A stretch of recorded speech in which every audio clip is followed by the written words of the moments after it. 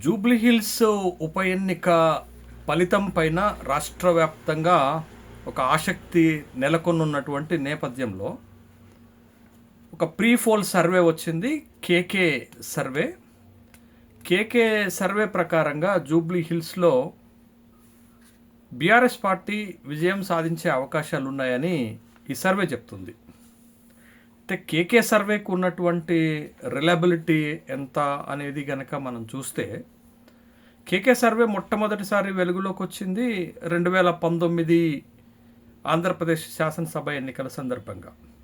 2019 శాసనసభ ఎన్నికల సందర్భంగా ఆంధ్రప్రదేశ్లో వైఎస్ఆర్ కాంగ్రెస్ పార్టీ గెలుస్తుందని కేకే సర్వే చెప్పింది. గెలుస్తుందనే కాదు, వాళ్ళు ఇచ్చినటువంటి సీట్లకు దగ్గరగానే వైఎస్ఆర్ కాంగ్రెస్ పార్టీ 151 సీట్లలో విజయం సాధించింది. అక్కడి నుంచి ఈ కేకే సర్వే పెద్ద ఎత్తున వెలుగులోకి వచ్చింది. తర్వాత కేకే సర్వే 2024 ఆంధ్రప్రదేశ్ శాసనసభ ఎన్నికల్లో కూడా తెలుగుదేశం పార్టీకి భారీ మెజార్టీ వస్తుందని చెప్పింది. దగ్గర కేకే సర్వే నిరూపణైంది, ఫ్యాక్ట్ అయింది. అక్కడ అదే స్థాయిలో అక్కడ విజయం సాధించింది. అదేవిధంగా మహారాష్ట్రలో కూడా భారతీయ జనతా పార్టీ విజయం సాధిస్తుందని కేకే సర్వే చెప్పింది. కేకే సర్వే అక్కడ కూడా నిజమైంది. అదేవిధంగా కేకే సర్వే ఒక 2 సందర్భాల్లో వైఫల్యం చెందింది.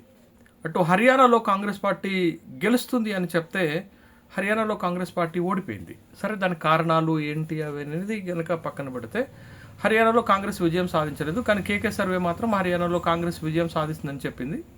విజయం సాధించలేకపోయింది. అక్కడ ఒక ఫెయిల్యూరు. తర్వాత ఢిల్లీ శాసనసభ ఎన్నికల్లో కూడా KK survey Aam Aadmi party గెలుస్తుందని చెప్పింది. కానీ అక్కడ కూడా ఆమ్ ఆద్మీ పార్టీ ఓడిపోయింది. ప్రతిసారి సర్వేలో అక్యురెన్సీ సాధించాలనేది ఏం లేదు.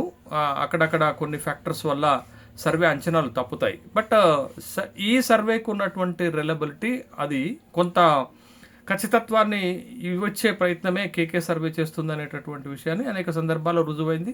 సరే, అనేక సందర్భాల్లో వైఫల్యం చెందినట్టు కూడా మనకి కనపడుతుంది. అయితే ఇప్పుడు కేకే సర్వే జూబ్లీహిల్స్ ఉప ఎన్నిక పైన వాళ్ళ సర్వే ప్రకారంగా, అంటే వాళ్ళ ప్రీ-పోల్ సర్వే ప్రకారంగా వాళ్ళు ఇస్తున్నది ఏంటంటే బీఆర్ఎస్ పార్టీకి ఇక్కడ దరిదాపు 55% ఓట్లు వస్తాయని చెప్తున్నారు. వెరాజ్ కాంగ్రెస్ పార్టీకి 37% ఓట్లు వస్తాయని, భారతీయ జనతా పార్టీకి కేవలం 7% ఓట్లు మాత్రమే వస్తాయని చెప్తున్నారు.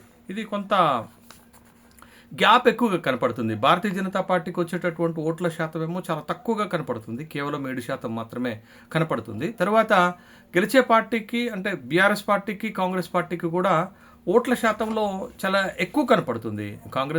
బీఆర్ఎస్ పార్టీ 55% ఓట్లు వస్తాయి అని అంటే కాంగ్రెస్ పార్టీకి కేవలం 37% వస్తున్నాయి. అంటే 40% ఓట్లు కూడా రావటం లేదనేటటువంటి విషయాన్ని మనం చూడాలి. అంటే 18% ఓట్లు తేడాని కేకే సర్వే చూపెడుతుంది రెండు పార్టీలకు మధ్య. అయితే పోటీ మాత్రం మనకి గ్రౌండ్ స్థాయిలో కనుక చూస్తే 2 పార్టీల మధ్య ప్రధాన పోటీ ఉన్నట్టు కనపడుతుంది. బట్ 3 పార్టీలు పోటీ ఉన్నప్పటికి కూడా అటు అధికార కాంగ్రెస్ పార్టీకి, ప్రధాన ప్రతిపక్షం బీఆర్ఎస్ పార్టీకి మధ్య గట్టి పోటీ నడుస్తున్నట్టు కనపడుతుంది.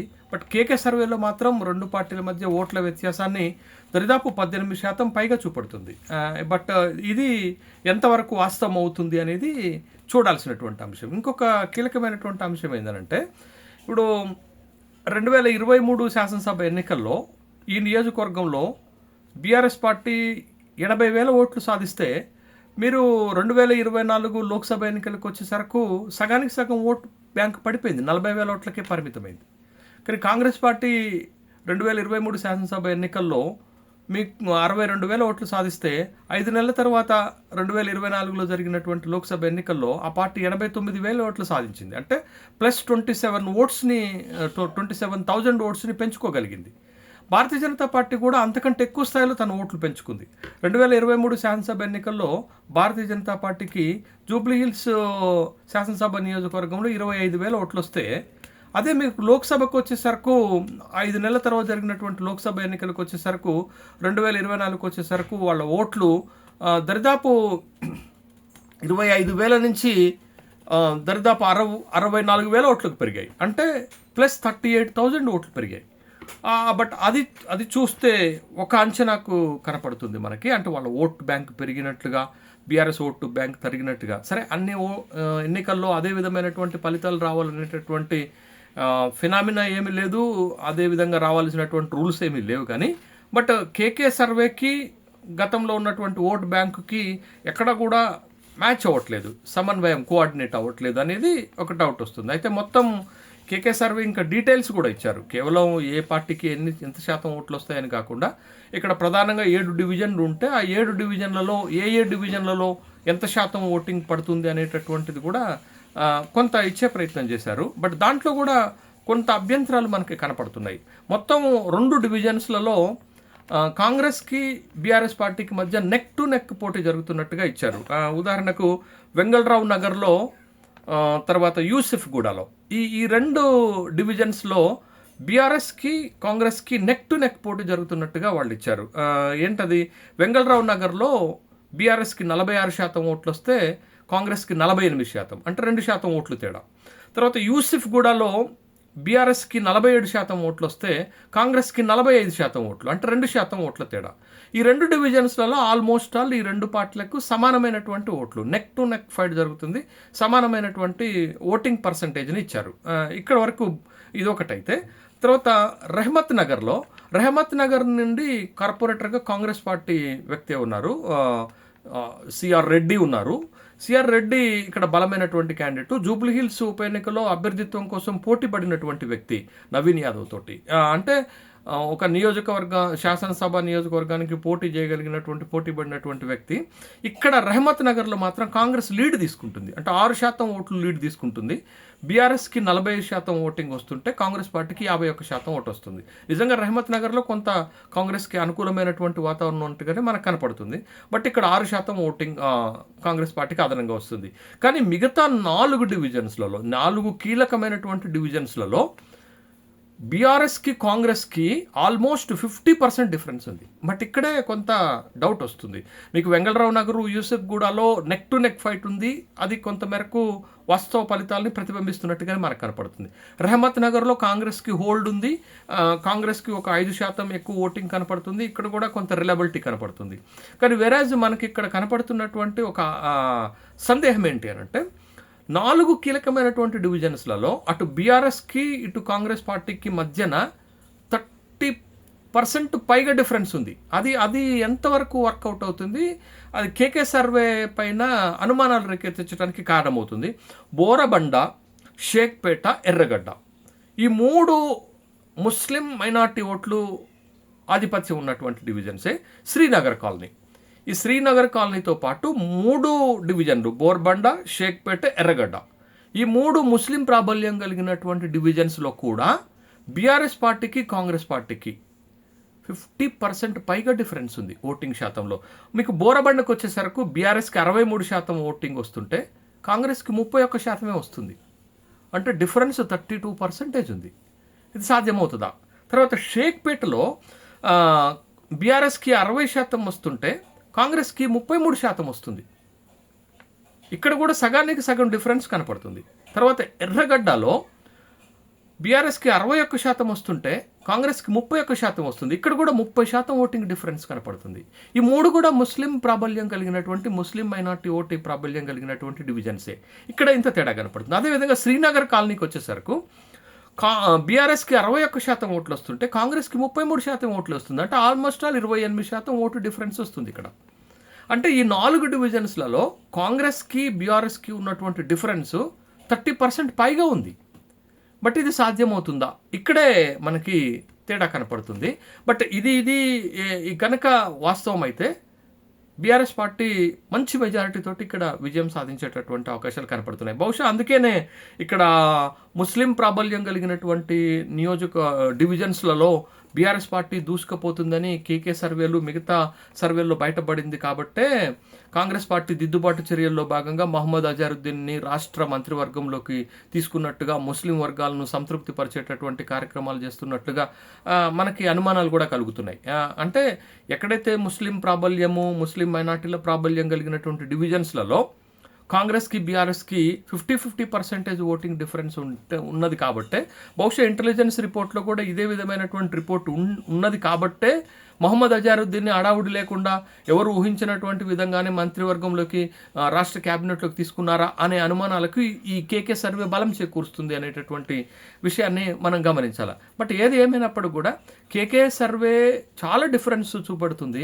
బట్ ఈ డిఫరెన్స్ కనుక ఎన్నికల నవంబర్ 11 నాటికి కొనసాగితే ఇక్కడ బీఆర్ఎస్ పార్టీ అద్భుతమైన విజయాన్ని సాధిస్తుంది. అయితే ఇక్కడ మనకు ఉన్నటువంటి ఒక పొలిటికల్ కామన్ ఫినామినా ఏంటి అని అంటే, ఉప ఎన్నికల్లో అధికార పార్టీకి కొంత అనుకూలమైనటువంటి ఫలితాలు వస్తాయి. అది మనం కాంగ్రెస్ అధికారంలోకి వచ్చిన తర్వాత, తెలంగాణ రాష్ట్రం ఏర్పాటైన తర్వాత అనేక సందర్భాల్లో అది రుజువైంది. 1-2 సందర్భాల్లో ఎక్సెప్షనల్ కేసెస్, అది మీకు వచ్చేసి హుజురాబాద్లో కానీ దుబ్బాకలో తప్ప మిగతా అన్ని చోట్ల కూడా అధికార పార్టీ విజయం సాధించిందనే విషయాన్ని గమనించాలి. బట్ కాంగ్రెస్ అధికారంలోకి వచ్చిన తర్వాత కూడా జరిగిన సికింద్రాబాద్ కంటోన్మెంట్లో కూడా వాస్తవంగా జనరల్ ఎలక్షన్లో అక్కడ కాంగ్రెస్ పార్టీ డిపాజిట్ కోల్పోయింది. కానీ భారతీయ జనతా పార్టీ నుంచి పోటీ చేసిన శ్రీ గణేష్ని కాంగ్రెస్ పార్టీలోకి తీసుకొచ్చి కాంగ్రెస్ పార్టీ నుంచి పోటీ చేయించడం వల్ల కాంగ్రెస్ పార్టీ 4-5 నెలలు తిరగకుండానే 13,000 ఓట్ల మెజార్టీతో ఆ నియోజకవర్గంలో గెలిచింది. కాబట్టి ఉప ఎన్నికల ఫినామినా ఎలా ఉంటుంది అని అంటే, కొంత అధికార పార్టీకి అనుకూలంగా ఉంటుంది. బట్ ఆ అనుకూలతని ఇక్కడ కాంగ్రెస్ పార్టీ తీసుకుంటుందా అనేది ఒకటైతే, రెండోది ఇక్కడ జూబ్లీ హిల్స్ శాసనసభ నియోజకవర్గంలో ముస్లిం మైనార్టీల ఓట్లు 118,000 దాకా ఉన్నాయి. 118,000 ఓట్లను గతంలో బీఆర్ఎస్కి అనుకూలంగా ఉండే. బట్ ఇప్పుడు మారినటువంటి రాజకీయ పరిస్థితులు, కాంగ్రెస్ రాష్ట్రంలో అధికారంలోకి రావటము, ఇక్కడ అజహరుద్దీన్కి మంత్రి పదవి ఇవ్వటము, ఎంఐఎం పోటీ చేయకపోవటము, ఎంఐఎం గతంలో బీఆర్ఎస్కి మద్దతు ఇస్తే ఇప్పుడు కాంగ్రెస్ పార్టీకి మద్దతు ఇవ్వటము, దేశ రాజకీయాల పరంగా కూడా జాతీయ రాజకీయ అవసరాల దృష్ట్యా కూడా మైనార్టీలు కాంగ్రెస్ వైపుకు మళ్ళటము, ఈ ఫ్యాక్టర్స్ అన్ని చూస్తుంటే కొంత మైనార్టీ ఓటింగు కాంగ్రెస్ వైపుకు మళ్ళుతున్నట్లుగా మనకు కనపడుతుంది. బట్ కాంగ్రెస్ ఇక్కడ లోక్సభ ఎన్నికల్లో 89,000 ఓట్లు సాధించింది. ఆ 89,000 ఓట్లను మళ్ళీ నిలుపుకున్న కాంగ్రెస్ పార్టీ విజయం సాధిస్తుందనటంలో సందేహం లేదు. కాకపోతే ఇప్పుడు ప్రతి ఎన్నికకు ఆ ఎన్నికగానే మనం చూడాల్సినటువంటి అవసరం ఉంటుంది. ఓటర్ల నాడి కూడా మారుతుంటుంది, ఓటర్ల అభిప్రాయాలు కూడా మారుతుంటాయి. బట్ ఈ అన్నీ కూడా కొంత గ్రౌండ్ రియాలిటీలో కాంగ్రెస్కి కొంత అనుకూలమైనటువంటి వాతావరణం కనపడుతున్నటువంటి మాట వాస్తవమే. అది కాంగ్రెస్ అధికారంలో ఉండటం ఒకటైతే, కాంగ్రెస్ నుండి సోషల్ ఇంజనీరింగ్లో భాగంగా బలహీన వర్గాల అభ్యర్థిని నిలబెట్టడం, ముస్లిం మైనార్టీలు కాంగ్రెస్ వైపుకి మళ్ళుతున్నారనేటటువంటి ఒక అభిప్రాయం ఏర్పడుతున్నటువంటి నేపథ్యంలో కొంత కాంగ్రెస్కి ఎడ్జ్ కనపడుతున్న మాట వాస్తవమే. కానీ అంత మాత్రం చేత బీఆర్ఎస్ తక్కువగా లేదు.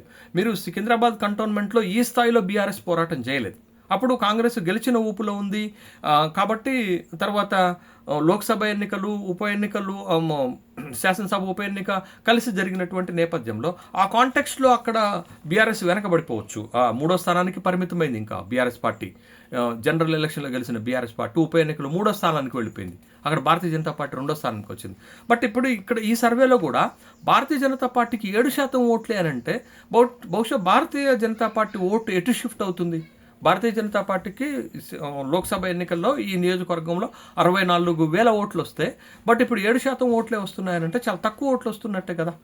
అంటే గతంలో శాసనసభ ఎన్నికల సందర్భంగా వచ్చిన 25,000 ఓట్లు కూడా వచ్చేటటువంటి అవకాశం లేనట్టుగా కేకే సర్వేలో చెప్తున్నారు కదా. ఈ ఓటు ఎటు షిఫ్ట్ అవుతుంది అనేది ఇక్కడ ప్రధానమైనటువంటి అంశంగా మారాలి. అటు కాంగ్రెస్కి షిఫ్ట్ అవుతుందా, బీఆర్ఎస్కి షిఫ్ట్ అవుతుందా అనేది మనం చూస్తే, సహజంగా అయితే కాంగ్రెస్ కంటే కూడా బీఆర్ఎస్కి షిఫ్ట్ అయ్యేటటువంటి అవకాశం. బట్ ఎంత షిఫ్ట్ అయినప్పటికీ కూడా, బట్ ఇక్కడ ఉన్నటువంటి పరిస్థితులు, గ్రౌండ్ రియాలిటీలు చూస్తే 2 పార్టీల మధ్య నువ్వా నేనా అనేటటువంటి ఫైట్ జరుగుతున్నటువంటి మాట వాస్తవమే. కాకపోతే కాంగ్రెస్ అధికారంలో ఉండటం వల్ల కొంత ఎడ్జి ఆ వైపు కనపడుతుంది. ఇప్పుడు మీకు నవంబర్ 11 నాడు ఎన్నిక జరగబోతుంది. నవంబర్ 9 నాటికి ప్రచారం సమాప్తమైన తర్వాత జరిగే తంతు మనందరికీ తెలుసు. ఆ తర్వాత ఎవరు పోల్ మేనేజ్మెంట్ ఎంతగానో చేస్తే వాళ్ళకి గెలుపు అవకాశాలు మెరుగవుతాయి. కాబట్టి ప్రభుత్వము అధికారంలో ఉన్నటువంటి పార్టీ పోల్ మేనేజ్మెంట్ చేయగలుగుతుంది. ప్రచారం సమాప్తం అయిపోయిన తర్వాత జరిగేటటువంటి తంతు అంతా కూడా ఎలా ఉంటుందంటే, ప్రచారం సమాప్తం అయిపోయిన తర్వాత ఆ నియోజకవర్గానికి సంబంధం లేని వ్యక్తులందరూ నియోజకవర్గాన్ని విడిచి వెళ్ళిపోవాలి. అది సెంట్రల్ ఎలక్షన్ కమిషన్ ఇచ్చేటటువంటి ఆర్డర్, ఉండటానికి వీల్లేదు. కానీ ఎవరుంటారు అక్కడ? అధికారులు ఉంటారు, పోలీసులు ఉంటారు, ప్రభుత్వ యంత్రాంగం ఉంటుంది. అది వాళ్ళకి ఎవరికి అనుకూలంగా పనిచేస్తారు అనేటటువంటిది అందరికీ స్పష్టంగా తెలిసేటటువంటి అంశమే. దీంట్లో దాపరికాలు ఏమి లేవు, విమర్శలు ఏమి లేవు, దాచిపెట్టుకోవడానికి కూడా ఏముండదు కాబట్టి. బట్ ఈ ఎన్నికల ప్రచారం సమాప్తమైపోయిన తర్వాత జరిగేటటువంటి పరిణామాలు అధికారంలో ఉన్నటువంటి పార్టీకి కొంత అనుకూలమైనటువంటి వాతావరణం కల్పిస్తే ఆ ఎడ్జ్ తోటి అధికార పార్టీకి సంబంధించినటువంటి అభ్యర్థులు గెలుస్తారు అనేటటువంటిది మనం పాలిటిక్స్లో జరిగేటటువంటి ఒక ప్రాసెస్గా, ఒక పరిణామంగా మనం చూస్తూనే ఉంటాం. బట్ అది ఎంతవరకు బీఆర్ఎస్ మేనేజ్ చేయగలుగుతుంది, ఎంతవరకు బీఆర్ఎస్ నిలబడగలుగుతుంది తట్టుకొని అనేది మనం చూడాలి. మరి జూబ్లీహిల్స్ నియోజకవర్గంలో ప్రత్యేక పరిస్థితులు ఉన్నాయి. మనమే ఆరోపణ చేస్తున్నట్టుగా జూబ్లీహిల్స్ కాంగ్రెస్ పార్టీ నుంచి నిలబడుతున్నటువంటి అభ్యర్థికి ఉన్నటువంటి చరిత్ర మనమే చెప్తున్నాం కాబట్టి. బట్ ఆ ఫ్యాక్టర్స్ను కూడా పరిగణలోకి తీసుకొని, ప్రభుత్వం అధికారంలో ఉండే పరిగణలోకి తీసుకొని, అధికార యంత్రాంగం, పోలీసు యంత్రాంగం ఇవన్నీ పరిగణలోకి తీసుకుంటే, బట్ ప్రచారం పరిసమాప్తమైన తర్వాత జరుగుతున్నటువంటి పరిణామాలు ఎటు లీడ్ తీసుకుంటాయి, ఆ పరిణామాలని బీఆర్ఎస్ ఎంతవరకు ఎదుర్కోగలుగుతుంది అనేది చాలా ఇంపార్టెంట్ అయినటువంటి అంశంగా మారుతుంది కదా. బట్ ఇది ఏంటి అని అంటే, ఎన్నికలు జరుగుతున్నటువంటి వేళ ప్రీపోల్ సర్వేలో భాగంగా ఒక కేకే సర్వే, ఒక నమ్మదగ్గ సర్వే, లేకపోతే ఒక రెప్యుటేషన్ ఉన్నటువంటి సర్వే, కొంత లాజికల్గా రీసెర్చ్ మెథడాలజీ తోటి సర్వే చేస్తారు అనేటటువంటి అభిప్రాయం ఉన్నటువంటి సర్వే బీఆర్ఎస్కి 55% ఓటింగ్, కాంగ్రెస్ పార్టీకి 37 ఓటింగ్ వస్తుంది అనేటటువంటి చెప్పటము, రెండు పార్టీల మధ్య 18% ఓటింగ్ డిఫరెన్స్ ఉండటం అనేది కొంత బీఆర్ఎస్ పార్టీకి అనుకూలంగా కనపడుతుంది. కాంగ్రెస్ పార్టీని కూడా ఆలోచనలో పడజేస్తున్నటువంటి అంశంగానే మనం చూడాలి. బహుశా ఇంకా తన ఓటింగ్ని ఇంప్రూవ్ చేసుకోవడానికి కాంగ్రెస్ పార్టీకి ఒక వారం పైగా అవకాశం ఉన్నటువంటి సందర్భం ఉన్నది. ఇంకా బీఆర్ఎస్ కూడా తన బలాన్ని నిలబెట్టుకునేటటువంటి విధంగా ప్రచారాన్ని ఉధృతం చేసినట్లుగా మనకు కనపడుతుంది. బట్ ఏదేమైనప్పటికీ కూడా ఇక్కడ క్షేత్రస్థాయి వాతావరణం ఒక తీరుగా కనపడుతుంటే సర్వే రిపోర్టు ఇంకొక తీరుగా కనపడుతుంది అనేది ఒకటి ఉంది. కొంత ఎడ్జ్ కాంగ్రెస్ పార్టీ కనపడుతున్నప్పుడు కూడా బీఆర్ఎస్ పార్టీ గట్టి ఫైట్ ఇస్తుంది. బట్ గెలుపు ఓటములు రెండు పార్టీల మధ్య దోబూచులాడతాయా? దుబ్బాకలో జరిగినటువంటి పరిణామమే ఇక్కడ జూబ్లీహిల్స్లో వస్తుందా, లేకపోతే కాంగ్రెస్ పార్టీ లీడ్ తీసుకొని గెలుస్తుందా? బీఆర్ఎస్ పార్టీ కూడా బలమైనటువంటి పోటీ ఇస్తుందా? ఒకవేళ ఇక్కడ బీఆర్ఎస్ కనుక గెలిస్తే రాష్ట్రంలో రాజకీయ పరిణామాలు తీవ్రంగా మారుతాయి. ఖచ్చితంగా రాజకీయం ఇప్పుడు జూబ్లీహిల్స్లో గెలుపు అనేది బీఆర్ఎస్ కంటే కూడా కాంగ్రెస్కి ఎక్కువ అవసరం. ఎందుకంటే కాంగ్రెస్ ప్రభుత్వం బలంగా మరొక మూడేళ్లు పరిపాలన చేయాలన్నా, రేవంత్ రెడ్డి నాయకత్వం బలంగా ఉండాలన్నా జూబ్లీహిల్స్ ఉప ఎన్నికలో కాంగ్రెస్ గెలవాల్సినటువంటి అవసరం ఉంటుంది. బీఆర్ఎస్ ఓడిపోయినా ఆ పార్టీకి వచ్చేటటువంటి నష్టం ఏం లేదు. ఎందుకంటే ఇది మరొక ఓటమి జాబితాలోనే చేరిపోతుంది. మీరు అక్కడ శాసనసభ ఎన్నికల్లో ఓడిపోయి అధికారాన్ని పోగొట్టుకున్నారు, లోక్సభ ఎన్నికల్లో దారుణమైనటువంటి ఓటమిని ఎదుర్కొన్నారు, ఎమ్మెల్సీ ఎన్నికల్లో ఓటమిని ఎదుర్కొన్నారు. బట్ జూబ్లీహిల్స్లో బీఆర్ఎస్ ఓడిపోతే వాళ్ళ ఖాతాలో మరొక ఓటమి అవుతుంది. కానీ జూబ్లీహిల్స్లో కాంగ్రెస్ ఓడిపోతే అది కాంగ్రెస్ పార్టీకి రాజకీయంగా నష్టం చేస్తుంది అనే విషయాన్ని గమనించాలా. కాబట్టి ఇక్కడ గెలుపు అనేది బాగా అవసరమైంది కాంగ్రెస్ పార్టీకి. అందుకే కాంగ్రెస్ పార్టీ ఇక్కడ గెలుపు కోసం అన్ని అవకాశాలను వాడుతుంది. అటు అజారుద్దీన్ని మంత్రిమండలిలోకి తీసుకున్నారు, ఇటు బలమైన బీసీ సామాజిక వర్గం నుంచి అభ్యర్థిని పెట్టారు, అటు తర్వాత సినీ కార్మికుల ఓట్లకు గాలాలు వేస్తున్నారు, అటు సామాజిక వర్గం ఓట్లకు గాలాలు వేస్తూ కమ్మ సామాజిక వర్గాన్ని 17,000 ఓట్లు ఉంటాయి వాళ్ళని దగ్గర తీసుకునేటటువంటి కార్యక్రమంలో కమ్మ సామాజిక వర్గం నాయకులందరూ కూడా ముఖ్యమంత్రి ఇంటికి వెళ్ళి మద్దతు చెప్పారు. ఫస్ట్ టైం తెలంగాణ వచ్చిన తర్వాత ఎన్టీఆర్ విగ్రహం పెడతామనేటటువంటి హామీని ముఖ్యమంత్రి గారే స్వయంగా ప్రచారం చేస్తున్నారు. ముఖ్యమంత్రి గారే రంగంలోకి తిరిగి ప్రచారం చేస్తున్నారు. ఒక ఉప ఎన్నికల్లో ముఖ్యమంత్రి స్థాయి వ్యక్తి ప్రచారం చేసిన సందర్భాలు బహు అరుదుగా ఉంటాయి. బట్ ఇక్కడ మాత్రం ముఖ్యమంత్రి గారు ప్రచారమే కాదు, సీరియస్ ప్రచారం చేస్తున్నారు. అంటే ఈ ఎన్నికలో గెలుపుని కాంగ్రెస్ పార్టీ ఎంత తీవ్రంగా పరిగణిస్తుంది అనేటటువంటి విషయాన్ని మనం అర్థం చేసుకోవాల్సినటువంటి అవసరం ఉంది. కాబట్టి బట్ ఈ ఎన్నికల్లో గెలుపు కాంగ్రెస్ పార్టీకి చాలా ఇంపార్టెంట్ అవుతుంది. ఒకవేళ ఓటమి ఎదురైతే కాంగ్రెస్ పార్టీ ప్రభుత్వానికి నష్టం చేస్తుంది, కాంగ్రెస్ పార్టీకి రాజకీయంగా నష్టం చేస్తుంది. ఇక్కడ బీఆర్ఎస్ కనుక గెలిస్తే రాజకీయంగా అది మళ్ళీ పుంజుకోవటానికి ఒక అవకాశం ఏర్పడుతుంది. కాబట్టి రెండు పార్టీలకు లైఫ్ అండ్ డెత్ సమస్యగా జూబ్లీహిల్స్ ఉప ఎన్నిక మారింది. గెలవటానికి రెండు పార్టీలు అన్ని అవకాశాలను ఉపయోగించుకుంటారనడంలో సందేహం లేదు. ఇప్పటికిప్పుడు ఉన్నటువంటి పరిస్థితి అయితే కేకే సర్వే ప్రకారం అయితే బీఆర్ఎస్ పార్టీ అద్భుత విజయాన్ని సాధిస్తుంది. బట్ గ్రౌండ్ రియాలిటీని కనుక అంచనా వేస్తుంది, పొలిటికల్ వ్యూస్లో కనుక చూస్తుంటే కాంగ్రెస్ పార్టీకి కొంత ఎడ్జ్ ఉన్నట్టుగా కనపడుతుంది. చూద్దాం నవంబర్ 14వ తారీఖు నాడు ఏ పార్టీ మెడలో విజయహారం పడబోతుందో.